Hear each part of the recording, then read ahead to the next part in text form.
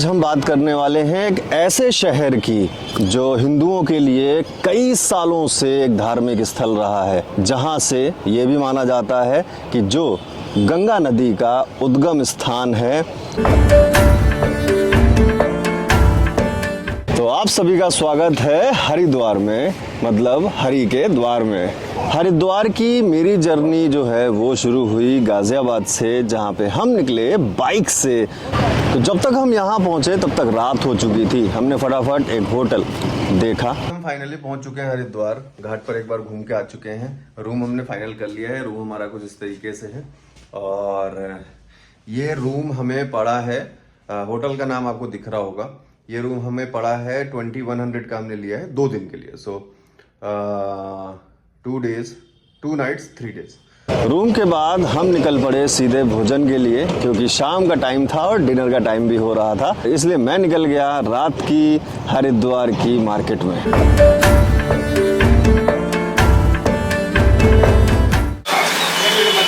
पूरी सब्जी की टेस्टी है काफ़ी। पूरी सब्जी, आलू छोले और कद्दू की सब्जी भी। एक बार आप आए तो एक बार ट्राई ज़रूर करें, आपको भी अच्छा लगे तो ज़रूर ट्राई करें। तो सबसे पहले शुरू करते हैं हरिद्वार के इतिहास से। हरिद्वार के पहले काफ़ी नाम रह चुके हैं, जैसे कि मायापुरी, कपिल स्थान और गंगा द्वार। ये नाम कहे जाते हैं कि महाभारत और गुरु पुराण दोनों में लिखे हैं। महाभारत में तो हमें कोई एग्जैक्ट डेट अभी नहीं पता चल पाई है, बट गुरु पुराण में जो है 1st सेंचुरी सी में इसका उल्लेख किया गया है हरिद्वार शहर का। 7वीं शताब्दी में स्वांग त्सुंग चाइनीज़ जो है ट्रैवलर, वो भी आए और उनकी राइटिंग्स में भी जो है हरिद्वार का नाम देखा गया है। 16वीं शताब्दी में यहाँ पर मुगल्स का राज था और मुगल के राज में राजा मान सिंह ने यहाँ पर कई सारे मंदिर का रिस्टोरेशन किया, बनाए भी। और राजा मान सिंह की समाधि भी यहीं पे है, जिसका नाम राजा मान सिंह की छतरी के नाम से जाना जाता है। हरिद्वार के नाम की भी अपनी एक कहानी है। जैसा कि आप सभी जानते हैं कि हरिद्वार जो है नाम, वो 2 शब्दों से मिलकर बना है, हरि और द्वार।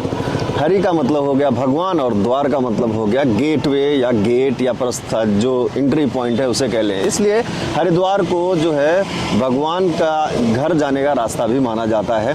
आप सभी लोग जानते हैं कि जो 4 धाम की यात्रा करते हैं श्रद्धालु, बद्रीनाथ, केदारनाथ, यमुनोत्री, गंगोत्री, उनका भी रजिस्ट्रेशन यहीं पर लोग कराते हैं। कई सारी बुकिंग्स यहाँ पे होती हैं, आपको कैब्स मिल जाती हैं और आप फैमिली ग्रुप के साथ भी यहाँ पर गाड़ी बुक कर सकते हैं इन 4 धामों के लिए।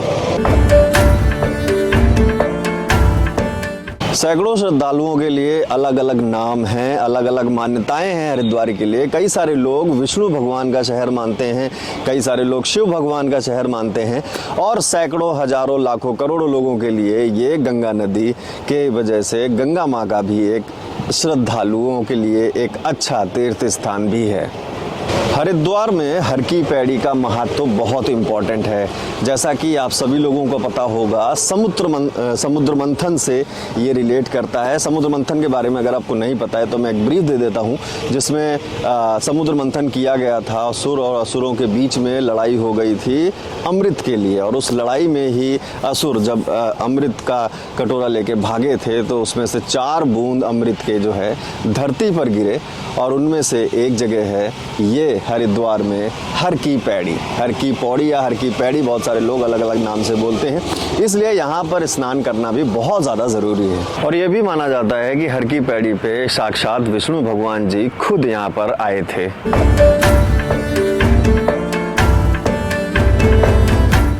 पूरे भारत का इकलौता एक पशुपतिनाथ मंदिर भी यहीं पर है हरिद्वार में। हरिद्वार ना कि सिर्फ हिंदुओं के लिए ही बल्कि सिखों के लिए भी एक बहुत बड़ा तीर्थ स्थल है। लगभग 16वीं शताब्दी में यहाँ पे गुरु नानक जी भी आए, उसके बाद गुरु अमरदास जी भी 22 बार हरिद्वार में आए। और अब सबसे मेन चीज जो आप जानते हैं, गंगा आरती। जी हाँ, हरिद्वार की गंगा आरती सबसे ज़्यादा आइकनिक है। गंगा की आरती बहुत जगह की जाती है, हम ऋषिकेश में भी की जाती है, वाराणसी में भी होती है, यहाँ भी होती है, बट यहाँ की बात कुछ बहुत अलग है। तो चलिए मैं आपको सुबह की आरती के दर्शन कराता हूँ।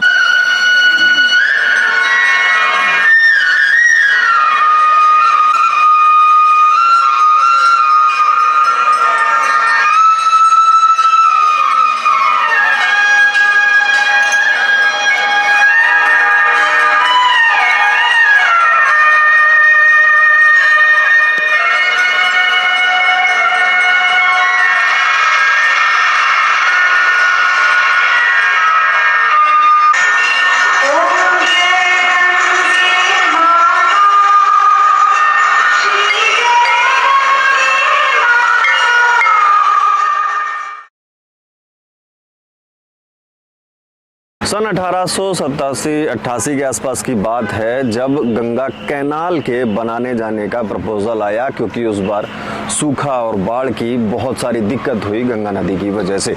और इस प्रपोजल के लिए सबसे पहले, क्योंकि एक बड़ा प्रपोजल था, इसके लिए पानी को रोकना पड़ता था, जिसकी वजह से हरिद्वार के ही लोगों ने बहुत बड़े रिजेक्शंस उठाए और मना किया इन चीज़ों को करने के लिए। बट कुछ समय बाद कैनाल बनाई गई, क्योंकि उनकी भलाई के लिए ही ये थी। बहुत सारे कॉम्प्रोमाइज़ किए गए, इवन ईस्ट इंडिया कंपनी की तरफ से ही रिजेक्शंस आए इन चीज़ों को बनाने के लिए। बट धीरे धीरे चीज़ें वर्कआउट की और एक बड़ी कैनाल बनाई गई, जिससे कि पानी को रोका जा सके, फिर फ्लो किया जा सके, और कॉम्प्रोमाइज़ के तौर पे एक फ्री फ्लो अलग से नहर गंगा की साथ के साथ छोड़ी गई। इस कैनाल से बहुत सारे आसपास के खेतों को और भी एग्रीकल्चर को काफ़ी फ़ायदा हुआ और सूखा और बाढ़ की भी समस्या से समाधान मिला। हरिद्वार में बहुत सारे लोग जो है अपने कुछ एक बहुत बड़ा रिचुअल है, आप सभी लोग जानते हैं कि पिंडदान के लिए भी बहुत सारे लोग यहाँ पर आते हैं और अपने बुजुर्गों के या अपने परिजनों का जिनका भी देहांत हो गया है उनकी अस्थियों को भी बहाने के लिए यहाँ पर बहुत सारे लोग आए हैं और आते हैं, बहुत सालों से आ रहे हैं और आगे भी आते ही रहेंगे। पिंडदान के बारे में अगर आपको नहीं पता है तो मैं एक शॉर्ट फॉर्म में आपको बता देता हूँ। पिंडदान में हम अपने परिजनों के लिए जिनका देहांत हो चुका है उनके मोक्ष के लिए, उनको मोक्ष प्राप्त हो और अगले जन्म में सुखद जीवन मिले, उसके लिए हम पूजा करते हैं। तो वो भी बहुत सारे लोग यहाँ पर हर की पैड़ी के घाट पर और घाटों पे बहुत सारे पुरोहित हैं, पंडित हैं, उनसे जो है ये पिंडदान की पूजा करवाते हैं। सो इसी के साथ हरिद्वार का ये सफ़र यहीं पे समाप्त होता है आज के लिए, और फिर से हम किसी नए स्थान के साथ ज़रूर मिलेंगे आप सभी लोगों को। और आपको वीडियो में कोई भी चीज़ अच्छी लगी हो, आपको कोई भी बात अच्छी लगी हो, जो चीज़ें आपको नहीं पता थी शायद आज पता चली हो, तो प्लीज़ नीचे कमेंट करके ज़रूर बताइएगा और लाइक कर दीजिएगा, चैनल को सब्सक्राइब करें, जिससे कि इस तरीके की और भी historical videos, travel videos with proper information आप सभी लोगों को मिलती रहे।